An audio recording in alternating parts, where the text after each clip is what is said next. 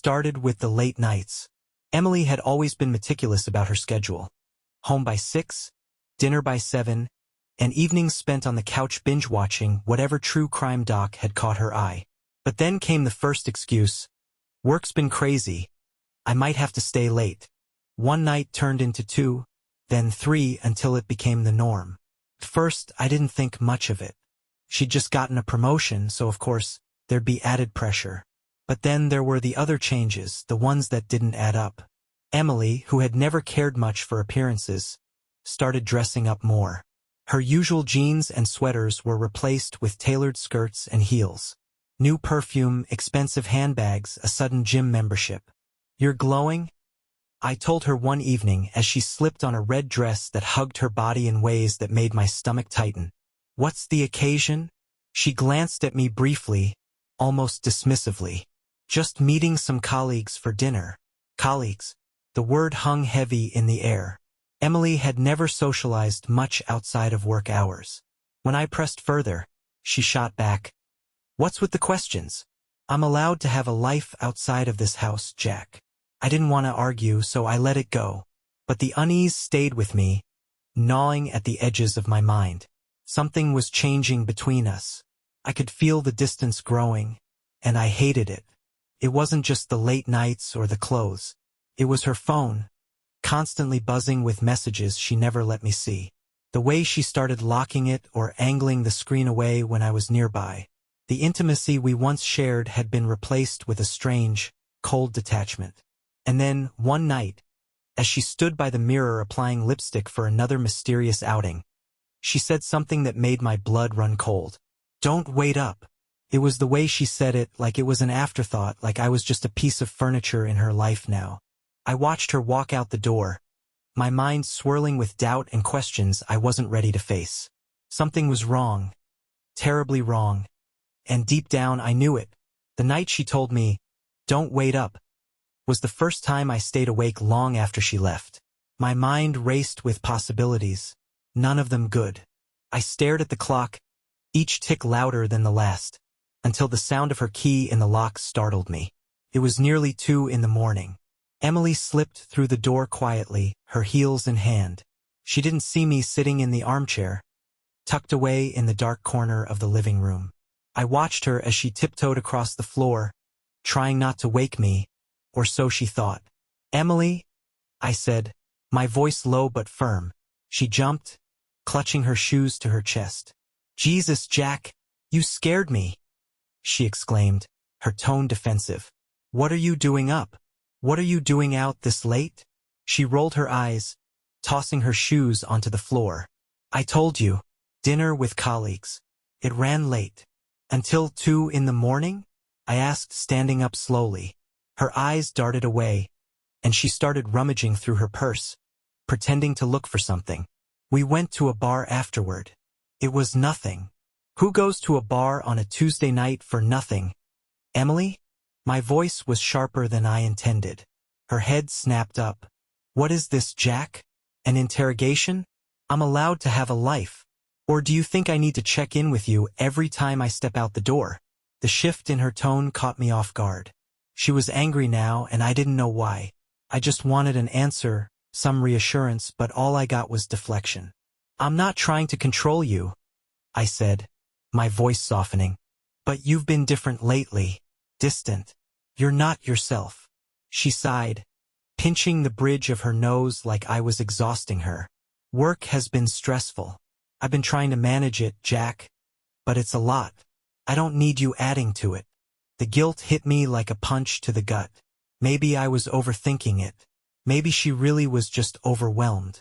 I stepped back, my anger dissipating into something closer to shame. "All right," I said finally. I worry about you, that's all." "I don't need you to worry about me," she snapped, grabbing her purse and heading upstairs. "I need you to trust me." But that was the problem. I wasn't sure I did. And as I sat back down in the chair, staring at the darkened hallway where she disappeared, I couldn't shake the feeling that she was hiding something. Something I wasn't ready to uncover. The following weekend, Emily announced she had a work trip. It wasn't unusual. She worked in consulting, and occasional out-of-town meetings were part of the job. But something about this trip felt different. For starters, she hadn't mentioned it until the night before. "It came up last minute," she explained over dinner, barely looking at me as she poked at her salad. "I'll only be gone a couple of days." "What city?" I asked, trying to sound casual. She hesitated, just for a moment, before saying, "Philadelphia." I nodded, not wanting to push further, but her delay in answering stuck with me. That night, while she packed, I noticed she wasn't just throwing in workwear and toiletries. Among the tailored blouses and pencil skirts, she slipped in a lacy black dress I'd never seen before. "That's new," I commented, leaning against the doorframe. Emily barely glanced up. "Oh yeah, I got it on sale last week. Thought it'd be nice for dinner with the team." Something about her tone didn't sit right with me, but I bit my tongue. I had no proof, no reason to accuse her of anything. And yet, every instinct I had screamed that something wasn't adding up. The morning she left, I kissed her goodbye at the door, the way I always did. She smiled, the same warm, practiced smile that had once made me fall in love with her. But this time it felt hollow, like she was wearing a mask. As soon as she drove away, I found myself staring at the spot where her car had been, a sinking feeling in my chest. I didn't know what to do. I didn't even know what I was looking for. Then her laptop caught my eye. Emily was meticulous about her devices, always logging out and locking them before she left. But this time, in her rush to pack, she'd left her work laptop open on the kitchen table. I hesitated, my hand hovering over the trackpad. Felt wrong, like crossing a line I couldn't uncross. But the doubt in my mind was too strong. I clicked into her email. At first, everything seemed normal. Work messages, invoices, calendar invites. Then I saw an email chain titled, "Can't wait to see you," with no company name or familiar sender. My heart pounded as I clicked it open. The messages weren't explicit, but the tone was unmistakable. Flirty, intimate, full of inside jokes. The sender signed off with a single letter, R. I scrolled up, desperate to piece together the context, but Emily had deleted most of the previous emails. What little I could see was enough to make my blood boil. I closed the laptop and sank into a chair, my mind racing. This wasn't just suspicion anymore. It was real. Something was happening, and Emily was lying to me about it. The betrayal hit me in waves. Anger, confusion, heartbreak. I wanted to call her, to confront her right then and there, but I stopped myself. If she could hide this from me, what else was she capable of? No, I thought, my jaw tightening. If she was keeping secrets, I needed to know everything before I said a word. The house was eerily quiet after Emily left. I sat at the kitchen table, staring at the laptop, my mind swirling with anger and disbelief. The emails weren't enough. They hinted at something, sure, but I needed more. I opened her laptop again, feeling the weight of what I was about to do. Snooping wasn't something I ever thought I'd resort to, but Emily had crossed a line first.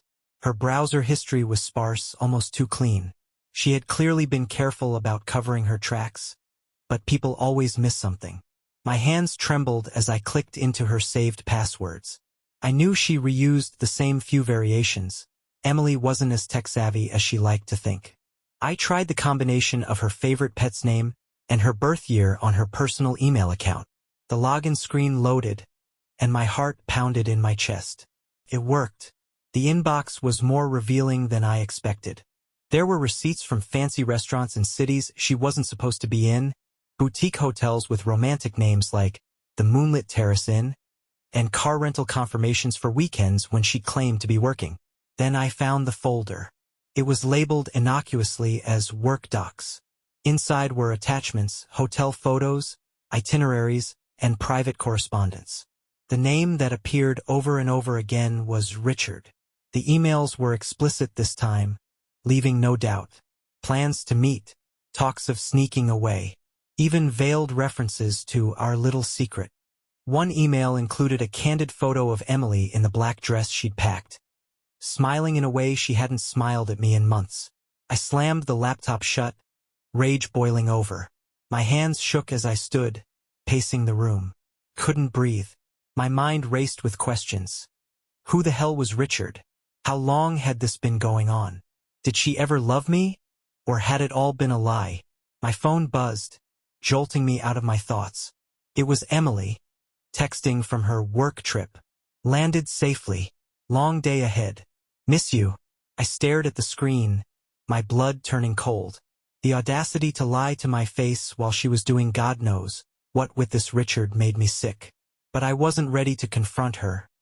Not yet. I needed to know who this man was, what kind of hold he had over my wife, and why she was risking everything for him.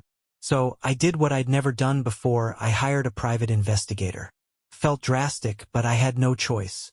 Emily wasn't just lying to me. She was living a double life, and if she thought I'd just sit back and take it, she was dead wrong. The PI's name was Scott, a middle-aged guy with a gruff voice and a no-nonsense demeanor.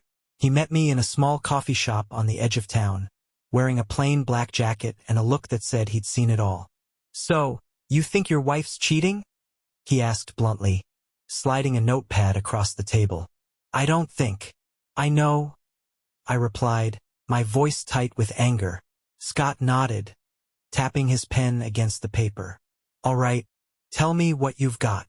I laid it all out. The late nights, the emails, the receipts. He listened without interrupting, scribbling notes as I spoke. When I finished, he leaned back in his chair and gave me a long, assessing look. "Sounds like she's sloppy," he said. "Most people don't leave a trail like this unless they're cocky or careless." The word cocky stung. Was that what Emily had become? Someone who thought she could pull the wool over my eyes indefinitely? "What do you need from me?" I asked, cutting through my own spiraling thoughts. "I'll need access to her schedule, any work trips, social plans, whatever you've got. If she's meeting this guy regularly, I'll find out where and when." I nodded, handing over a folder with copies of her receipts and flight itineraries. "What do you do with the information?" "I'll track her movements, take photos, gather hard evidence. My job is to give you the truth, no matter how ugly it is," he said matter-of-factly. The word ugly sat heavy in the air between us. I already knew it was ugly, but hearing it said aloud made it feel more real. "How long will it take?" I asked. Scott shrugged. "Depends on how cautious she is. But based on what you've shown me, I don't think she's hiding as well as she thinks she is." His confidence was oddly reassuring. For the first time since this whole nightmare began, I felt like I wasn't completely in the dark. "All right," I said, sliding an envelope with his retainer across the table. "Find out everything." Scott stood, tucking the envelope into his jacket. "I'll be in touch. And Jack, yeah, brace yourself. When the truth comes out, it's not going to be easy to stomach." I nodded, swallowing the lump in my throat. I already knew that, but I wasn't looking for easy. I was looking for answers. As I left the coffee shop and got into my car, I couldn't shake Scott's parting words. Whatever he found, I had to be ready for it, even if it destroyed me. The days that followed were some of the longest of my life. Every time my phone buzzed, my stomach twisted into knots, half hoping it was Scott with an update and half dreading what he might say. Emily was still on her work trip, sending me brief, casual texts like everything was fine. "Long meetings today. Exhausted.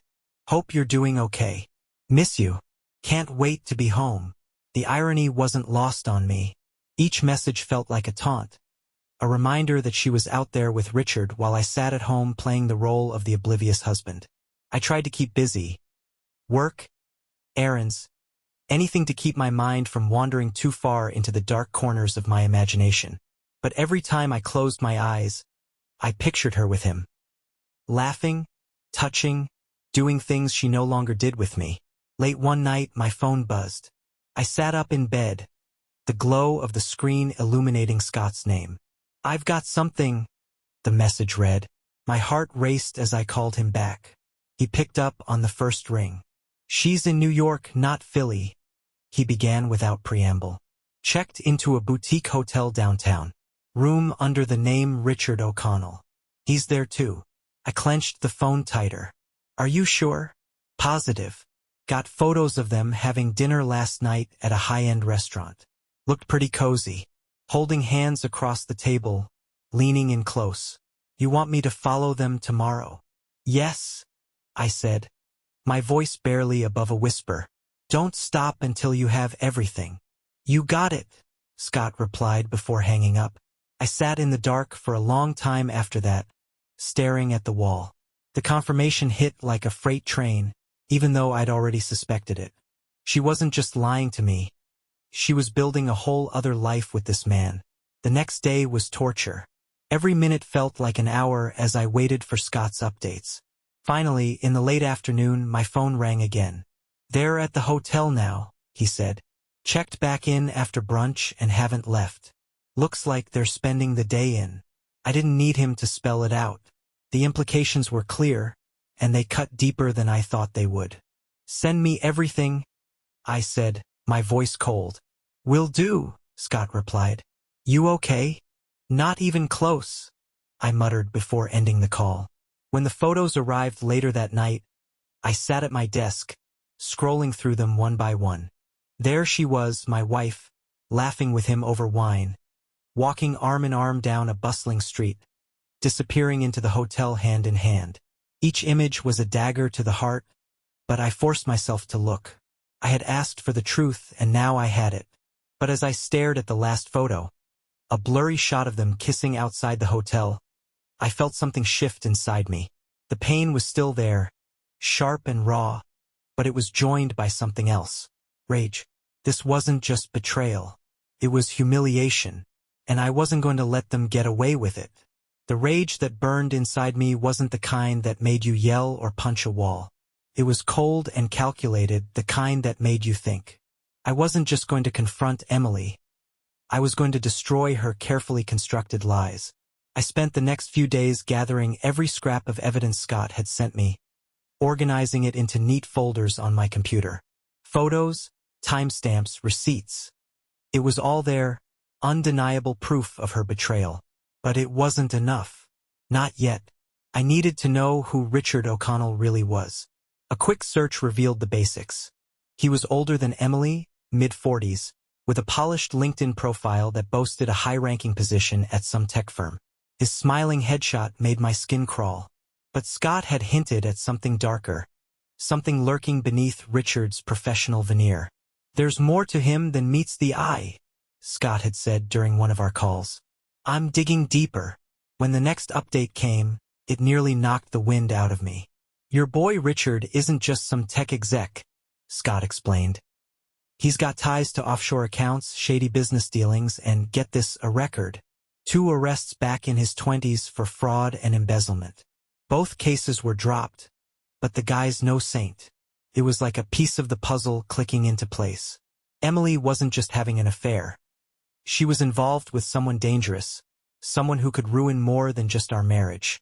I leaned back in my chair, my mind racing. If Richard was the kind of man Scott described, he wasn't just a problem for me, he was a liability for Emily. And that was something I could use.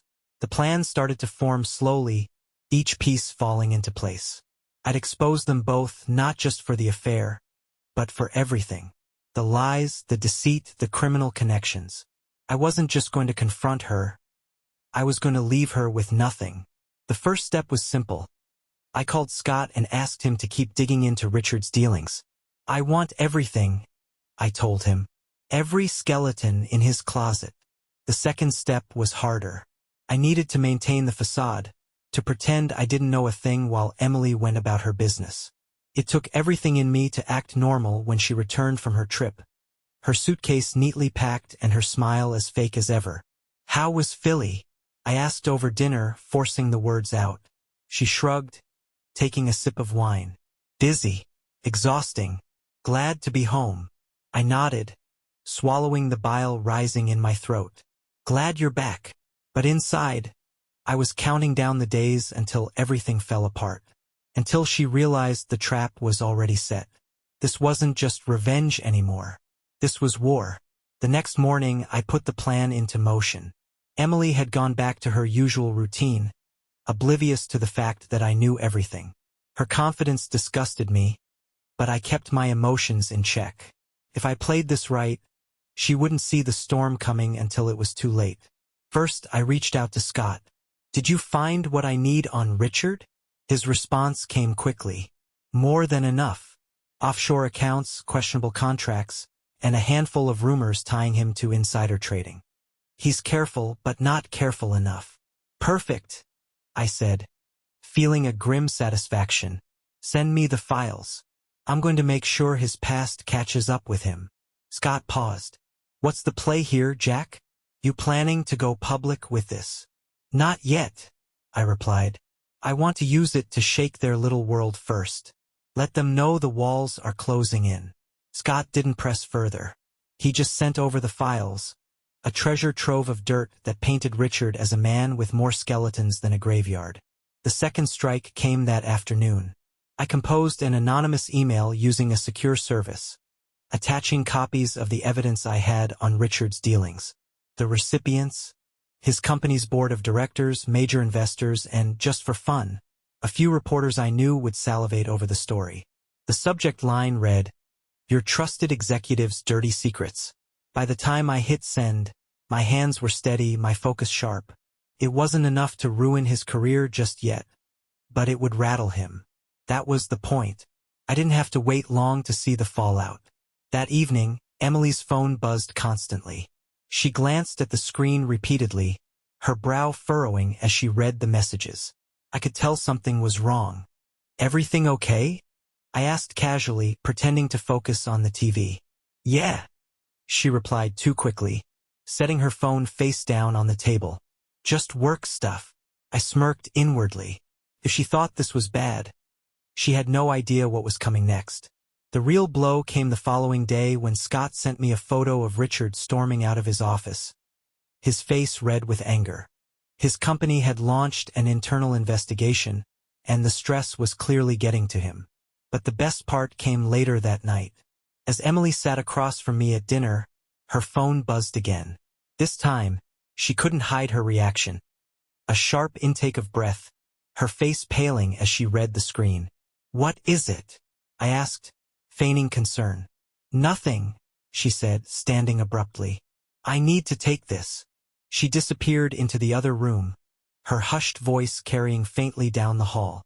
I didn't need to hear the words to know who she was talking to. Richard was feeling the heat, and it was only a matter of time before their perfect little fantasy started to crumble. I sat back in my chair, the rage inside me tempered by a cold, grim satisfaction. They had no idea what I was capable of. And this was just the beginning. Emily's behavior changed almost immediately after that call. She was jittery, distracted, and spent more time glued to her phone than ever before. Every time it buzzed, she would glance at me nervously before stepping into another room to answer. It was obvious she was unraveling, and I relished every second of it. The next night, while she was in the shower, I picked up her phone. She had a new message from a contact saved as R. My chest tightened, but I forced myself to read it calmly. "They're digging into me. Someone leaked everything. I need to know if this came from your side." The response she'd sent earlier was still there. "No idea who would have done this. Let's stay calm and figure it out." Her loyalty to him, even in the face of his downfall, made my blood boil. But I wasn't surprised. This was exactly the kind of blind devotion I had once assumed was mine alone. I scrolled further, finding more messages exchanged during the day. The tone was increasingly panicked. "If this keeps up, we're screwed. We need to lay low for a while. This isn't just about us anymore. It's bigger." Bigger? What did that mean?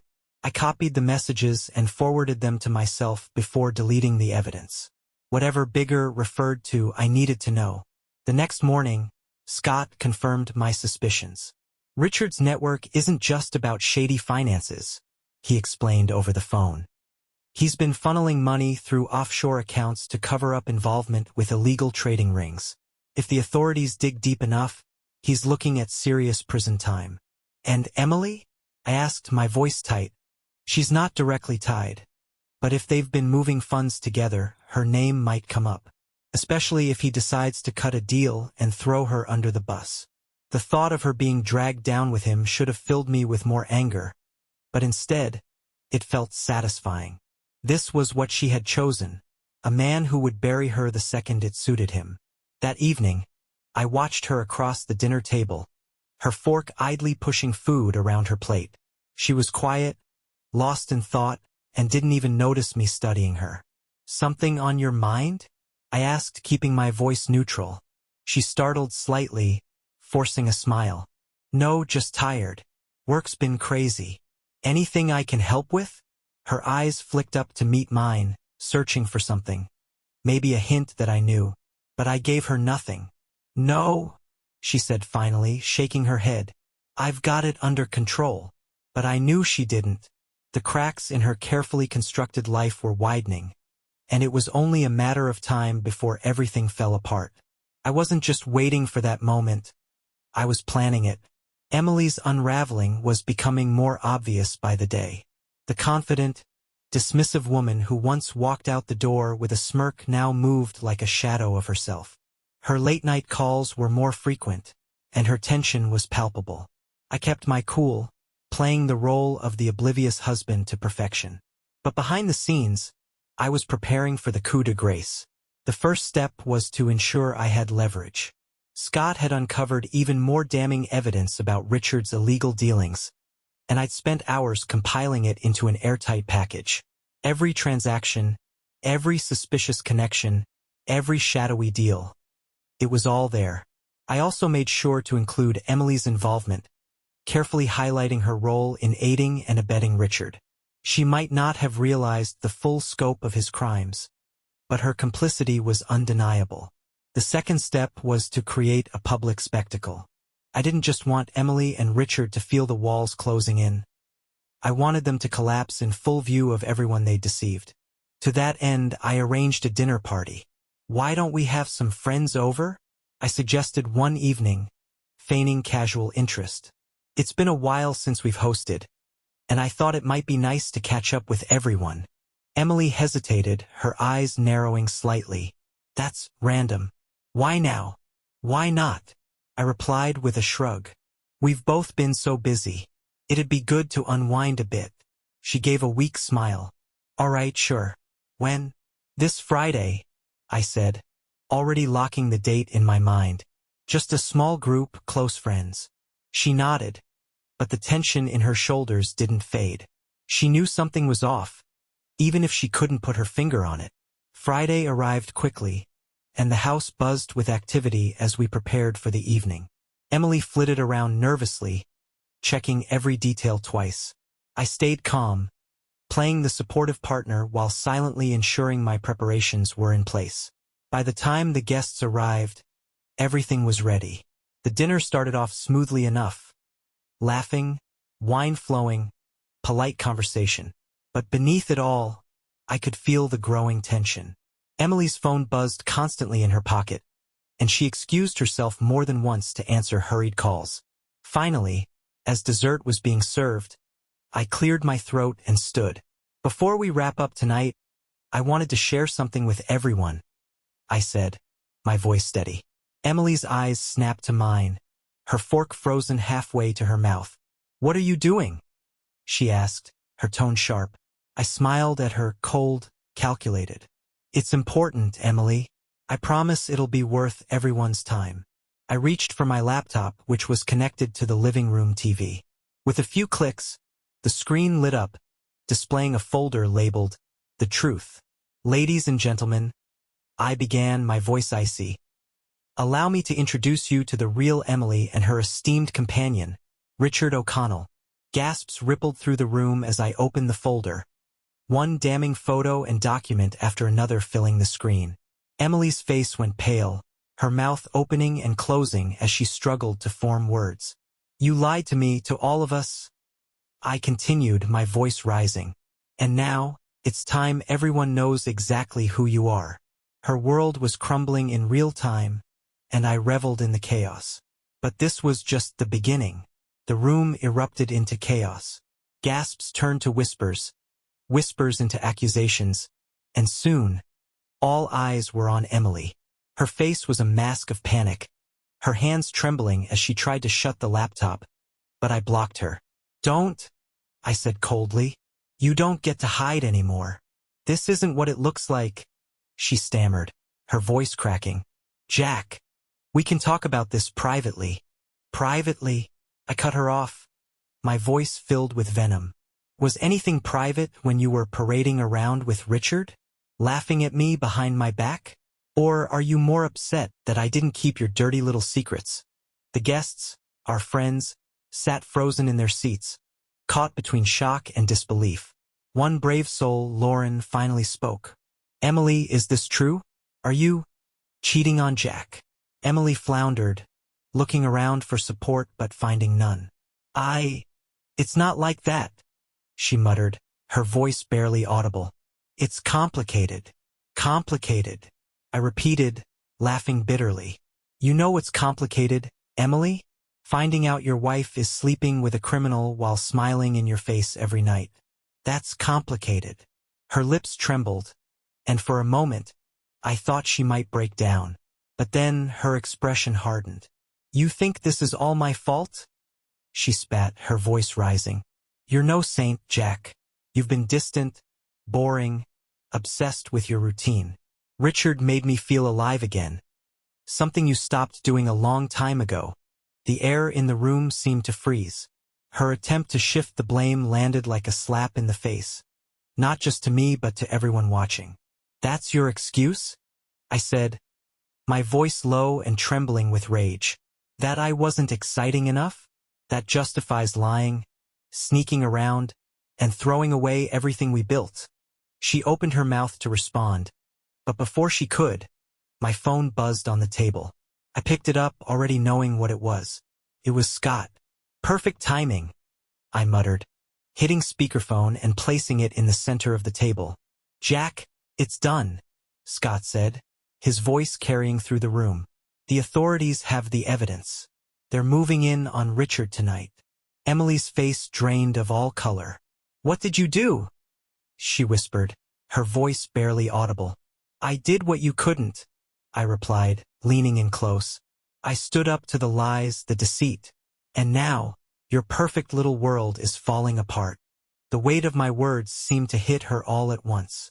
She stumbled back, her hands clutching the edge of the table for support. "You ruined everything," she hissed, tears streaming down her face. "No, Emily," I said, my voice steely. "You did." The room fell into a stunned silence as I stood, my chest heaving. The woman I once loved was now a stranger, exposed for all to see. And as I walked out of that room, leaving her to face the wreckage, I felt nothing but cold, quiet satisfaction. The night didn't end there. By the time I left the house, Emily's world was already crumbling. Scott's call confirmed that Richard had been arrested in the middle of one of his meetings at an upscale lounge downtown. "They caught him red-handed," Scott had said. "Money laundering, fraud, you name it. The guy's going away for a long time." I didn't respond, just ended the call and drove.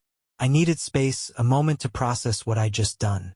By the time I returned home late that night, the house was eerily silent. Emily was still there, sitting on the living room couch, staring blankly at the floor. "What are you doing here?" I asked, my voice flat. She looked up at me, her eyes puffy and red. "Where am I supposed to go?" I laughed coldly. "Not my problem, Emily. You made your bed. Go lie in it with him." "He's gone," she whispered, her voice trembling. "They took him. You planned this." "Of course I planned it," I snapped, stepping closer. "What did you think, Emily? That you could humiliate me, betray me, and I'd just sit back and take it?" Tears spilled down her cheeks as she shook her head. "I didn't mean for it to get this far, Jack. I swear." "You didn't mean for it to get this far?" I repeated, incredulous. "What did you think would happen, Emily? That you'd have your fun and I'd be none the wiser? Or maybe you thought I was too stupid to figure it out?" She opened her mouth to respond but closed it again, realizing there was nothing she could say that would change the reality of what she'd done. Do you know what hurts the most? I said, my voice breaking. It's not even the cheating. It's the lies, the coldness, the way you looked me in the eye every day and acted like I was nothing. Jack, please, she sobbed, reaching out for me. I was lost. I didn't know how to talk to you. I didn't know how to fix us. There was nothing to fix, I said, stepping back from her. You broke us the moment you chose him. For a long moment, the only sound in the room was her quiet sobbing.